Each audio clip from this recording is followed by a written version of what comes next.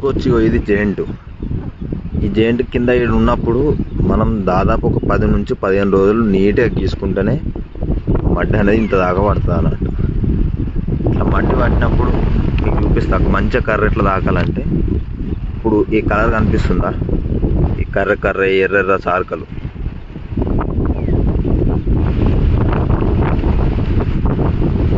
ఇప్పుడు ఈ ఎర్ర సార్కలు ఉన్నాయి చూసినావా, ఈ విధంగా మనం గీసుకుంటే ఈ విధంగా రావాలి. ఈ విధంగా వస్తే మన కర్ర ఎక్కువ రోజులు పడే అవకాశం ఉంటుంది అన్నట్టు. సన్నగా గీసుకోవాలి.